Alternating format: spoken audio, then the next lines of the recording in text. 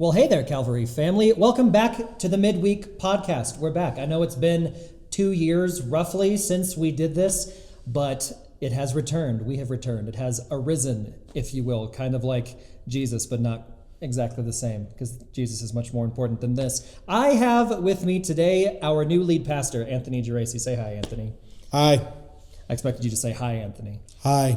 No, I'm Anthony. I meant that. I thought you were going to make the joke and be like, hi, Anthony. Well, we're here today reviving this podcast. The reason for this midweek podcast is to keep us unified as a church body together, to give you some extra content during the week that's not just on a Sunday for you to enjoy, for you to be blessed by and encouraged by. We started the first season of this podcast back in 2020 as soon as the lockdown happened, and we had to close the doors of our church, something we never thought would happen. And so we put out an episode a week for about 10 weeks, I think, in order to just keep us all unified, give us all a chance to still be listening to something together and being encouraged together. And we wanted to do that again this year, thanks to the transition. Now, it's not a pandemic level event, but it is a large amount of change happening in a church at one time. And so we thought that while Anthony is teaching a vision series on Sunday morning, showing his vision for this church and the future of this church moving forward, that we would come alongside you guys once a week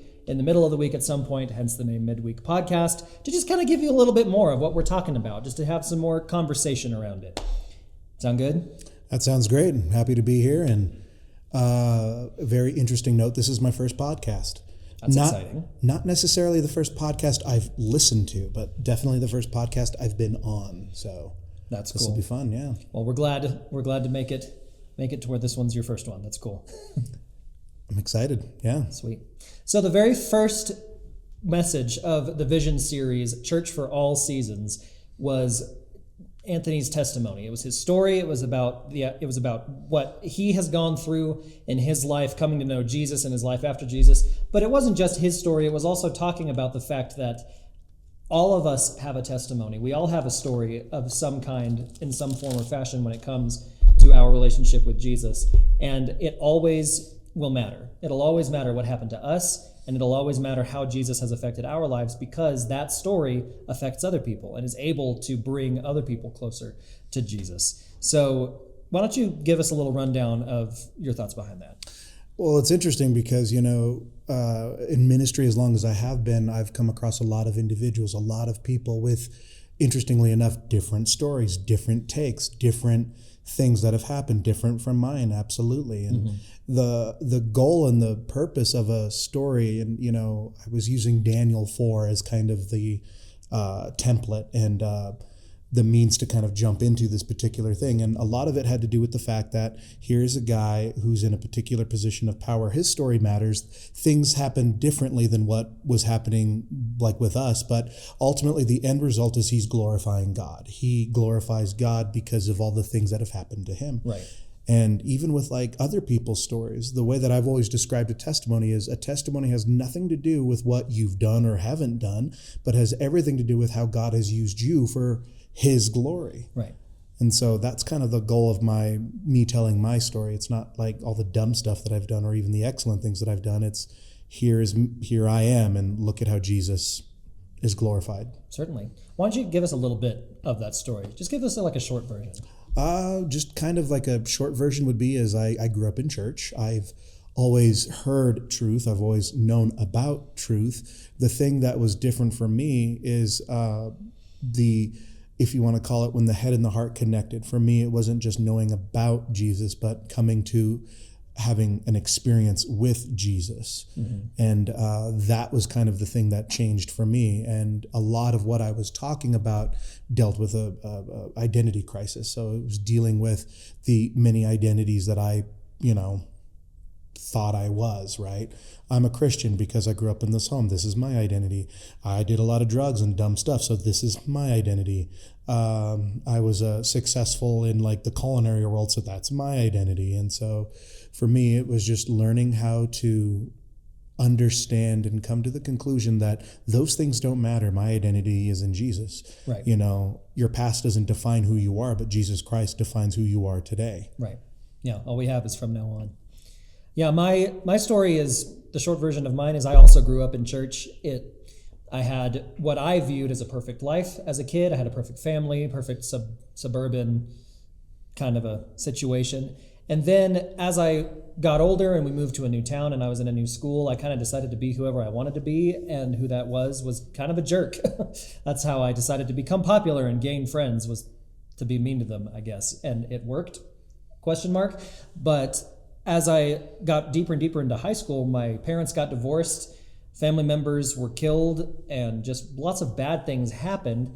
And even though I had been baptized when I was 8 years old, I got so angry at God that I even would have said that I hated him at that point. And I just was like, I'm done with you. And so I went to college, deeply depressed, with lots of mental health issues. And in the middle of the deepest and darkest time of my life, which was 2013, when all this was going down, Jesus never left my side. In fact, he even woke me up one Saturday morning and said, "What are you doing?" And I just basically screamed, "Father, I have no idea what I'm doing." And that was 10 years after I had been baptized. So it took me 10 years for my head and my heart to connect. The knowledge of Jesus, I got baptized under liking Jesus, liking the concept of Jesus, going, yeah, this is great. This is what I'm supposed to do. And then when I was 18, I had my Jesus revelation and realized who he really was and how much I actually loved him. And then, the next year I started in ministry, and here we are. Here we are. So that's my story. That's my side of that. Well, let me ask you a question. As it pertains to your story, how, not necessarily has your story changed, but what has been the most difficult part of your story up until this point? Because your story doesn't stop. Oh yeah, my story doesn't stop at all. I think the most difficult part for me has been to fully come to grips with God still being God and still being good when my life is upside down. And it, because my life turning upside down and finding out that the world doesn't work the way that I thought it did, and, my family isn't together anymore and all this kind of stuff, that's what threw me for a complete loop. And then asking the question, God, if you're so good, I go to church every Sunday, my family reads the Bible, all this kind of stuff, why don't you keep our lives from harm? So that was the big question of mine throughout my high school years, whenever I was getting angry and all this kind of stuff. And so after coming back to Jesus, it wasn't an immediate snap of, well, now I am no longer affected by bad things happening in my life. It's taken years and years of further growth to be able to undergo something terrible and to still come out on the other side of it believing that God is good. And I still mess up at that. I don't mean that I have grown through all these years and I'm now perfect. Last year started a rough patch for my family. Right. There's been death after death after death in my family. There's been lots of trouble, and my mental health took a shot last year. So it's like I had to grow even more in that. I had to be snapped out of it. I had to be brought back to a place where I was understanding that God was still good. Even though I theoretically did know that, when you're in the middle of a situation, it's kind of hard to see it sometimes. Even if you're Billy Graham or whoever, it's still hard to see it sometimes. So I'd say that's been the hardest part for me. Interesting. I guess talking out loud, like the hardest thing for me currently is I was in ministry for like 10 years. I was like an associate youth and just working with troubled teens and all that. And then a senior pastor for like 2 years. And I think the hardest part for me currently was after the senior pastorate like 3-4 years ago, I took a break. I said, yeah, I'm done. I can't do ministry for a little bit. And so I went back to the world, and I went back to just reflecting Jesus in the worldly workplace, if you want to call it that. Right. And so I think the hardest thing for me is coming back to ministry with all the baggage in a way, right? It's just like, well, I'm hurt because of this, because sheep bite sometimes, and I'm not good enough, I'm not this, I'm not that, or whatever. And then I think the biggest hardship right now is my kids are kind of getting bigger, and so now trying to juggle ministry and family and wife and people and just, that's kind of the biggest, I shouldn't say the biggest, but it's definitely a hard thing. It's just learning how to differentiate what's the most important. And that's kind of my story right now. And it's not just me, and I would imagine there are other individuals that are struggling with the same thing. How do I make this work? How does my story fit into this? Because I think also you touched on it, is, just because you accept Jesus, that doesn't guarantee you preservation from difficulty, or just because there's a storm, you're going to be delivered from the storm. I think you're delivered through the storm. Right. So Jesus is there beginning, middle, and even at the end. So yeah, that reminds me of something I heard Beth Moore say a long time ago, where she was talking about Daniel 3, interestingly enough, the whole Shadrach, Meshach, and Abednego fiery furnace situation, where she was talking about how she believes that in every single circumstance, the word she was using was fire. When your life has a fire. We use when storms come into your life, when difficulties, when trials, tribulations, but the word she was using was fire, because of the whole fiery furnace thing. And she was saying that she believed that in every circumstance, in any fire that's happening in your life, no matter what happens, God delivers you from it, like stops it, or he delivers you through it, or I don't remember everything that she said. I was excited to get to say that, and then I kind of forgot exactly how it was that she said it. But it's what you're saying. The idea is that most likely, no matter what, we're going through it. Right. And God's going to be with us through it the entire time and come out on the other side. I don't know. That could have been so good. And I botched it. It's fine. Listen, he delivers you to himself. Oh, that was the last one. Yeah, he delivered. Thank you, director sitting behind the camera. He either delivers you through it, from it, or to him by it. And she talked about how they were saying, even if God doesn't save us from the fiery furnace, even if we do die today, we're still going to worship God. And so that was kind of where that connected. Thank you so much. Even super Bible nerdy question, Bible trivia. Shadrach, Meshach, and Abednego, do you know what their Hebrew names were? Hananiah, Azariah, and Mishael. That's right. Hananiah, Mishael, and Azariah. Yep. And then Daniel, who was Belteshazzar. Yep.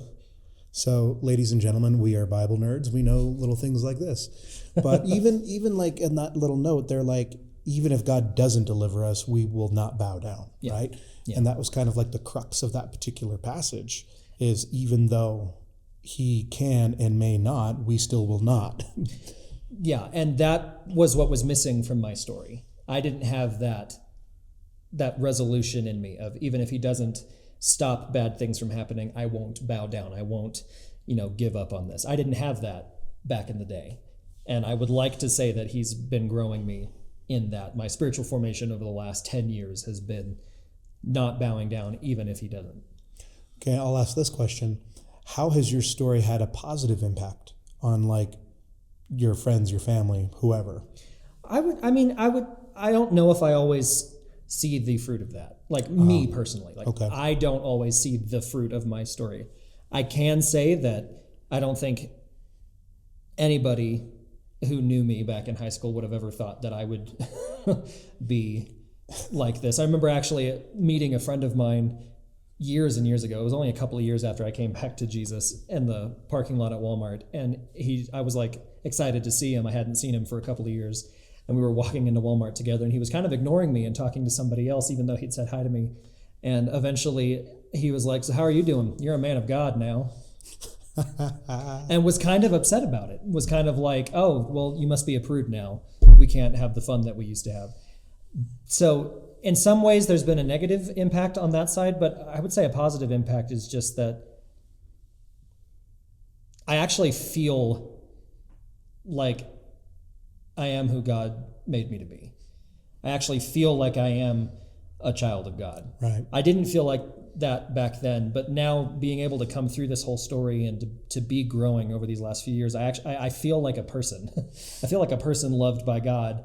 Even though I mess up, I can feel like that, and I believe that my family sees it. I believe that the people I'm close to can see that too, can see that I am actually functioning as a follower of Jesus, even though as an imperfect follower of Jesus, absolutely. Right. I don't know. Well, there's another little thing that I would always encourage people to how to think about when it comes to your testimony, your story, right? Yeah. It's like, I was a sinner playing in sin. Now I'm a sinner saved, running from sin. Right. So it's that constant running from, and more importantly, running to. Yeah. And that becomes, your story, your continual story. Your story is a a story of like, and I like how I asked that to you, but I was thinking about it like positive's a relative term. Yeah. And it's like, it's not just like positive in this sense, but sometimes what may appear to be negative actually could have a positive impact. No, right? And you're absolutely right. And I mean, I said that, that I don't always personally see the fruit of my testimony because I can be impacting so many people. This is kind of getting into next week's episode. But I can be positively impacting people and I'll have no idea what's happening. The fruit isn't necessarily for me to see. I don't have to see it. I guess the positive thing for me is I know where I am now. I know who I am in Jesus. Right. And as long as I have a basic grasp of that, right, even if everything sucks, there's still something of a foundation for me to hold on to. Right. I am his and he is mine. Yeah. Just that healthy understanding. Yeah. So how would you encourage someone that's going through an identity crisis? How would you encourage someone to kind of follow Jesus and to be encouraged by Jesus in a situation? Yeah, I think, well, obviously that can get into specific things depending on who might be having the crisis. So if I was talking to somebody, I'd want to probably get to know their situation more. But just a general thing I would say is that we can trust our Creator. There's a verse in the New Testament in 1 Peter, it's chapter 4, verse 19, that says, "Let those who suffer for the will of God entrust their souls to a faithful Creator while doing good." And the idea is that God is faithful to us no matter what. In any circumstance, He's faithful. He's faithful to be by our side. He's faithful to encourage us. He's faithful to correct us should we need correction, if we're the ones messing something up.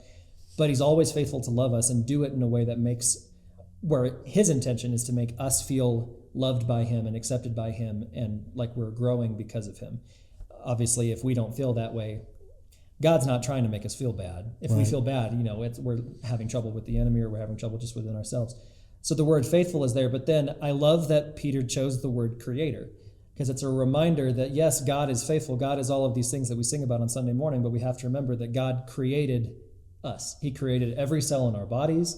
He knows how we work. He knows our personality. He knows how our thoughts come together. He knows how our emotions get affected. He knows our very identity inside and out of who we actually are as people, and it's all in context of Him. So that faithful Creator that's what I would say to anybody who's struggling with that right now, is that God has promised you that He will draw near to you if you will draw near to Him. Right. And He created you, so He knows exactly how you need to draw near to Him. He knows exactly how to talk to you specifically in ways that only you will be able to take from Him. Right. I often get into that like God complex with my own kids, and I said, I helped create you, I can destroy you. I'm just kidding. I don't actually say that to them. So I think you do. Do you? Not like that. Not like that. Probably meaner, really. I'm kidding. I love it. That's okay. I'm kidding. That's all right. So I wanted to touch on a small part of your story. I mentioned that in mine that I was pretty sure a lot of people in my life would never have thought that I would be in this situation. And I know specifically that you, having taken a break from ministry and gone back into like working a quote unquote secular job, did you ever think that you would be back in a pastor leader position? I think the short answer is absolutely not. But at the same time, the biggest learning curve for me through that whole situation and story was God never gave up on me. I might have given up on myself. Right. I might have been hurt and turned around or whatever. Yeah. But just seeing just a quick little few stories, here in Ruidoso, I came here, worked at Cornerstone, and then I did more ministry the 7 months I was there as a cook than I did as a senior pastor for 2 years. Yeah. And then when we went to New England to help with Pastor John and Devin out there starting house churches, I was working, landscape. And it was like, they called me preacher. And so I remember this guy came up to me. He's like, "Hey, I struggle with heroin and I want to talk to you about this." And, I think selfishly both at Cornerstone there, and I'm like, can't I just do my job? Can't I just, Yeah. And so just kind of looking back, I can see kind of the trail of crumbs where God had his thumbprint in this whole situation. So even if, and maybe for you, the listener, even if you've given up, God hasn't given up on you. And so it's just one of those things that, like, now it's one of those interesting things where moving forward, we can trust and give glory to God. And, it's no longer in my strength. I'm not building my kingdom. I'm here to build the Lord's kingdom moving forward. The Church for All Seasons is a church that we don't compromise on what we hold near and dear to our hearts, and our story is part of that. So yeah, I love it. Well, guys, we hope that this was kind of a small insight into who we are as people that you see on stage pretty much every Sunday morning. Maybe I hope it helped you feel a little bit closer to us. But we are excited to be bringing this vision to the people. We're excited to be bringing this vision that God has placed in your heart for this church. This is Church for All Seasons. This is a new season for this church, and we want to be prepared for this. We want to be prepared for whatever comes next. We don't want to forget what's come before. We want to learn from it. We want to take what was good, take what was bad, anything like that, and just use it to help further God's kingdom in the future. Any closing remarks, closing thoughts? This was my favorite first podcast ever. I'm glad. He has to say that.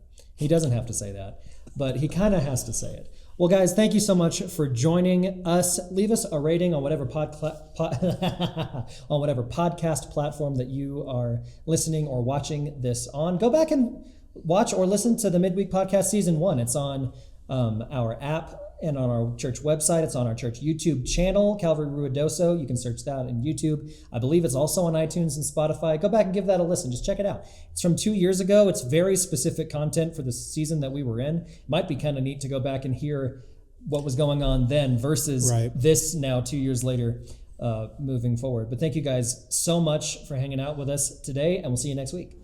Bye.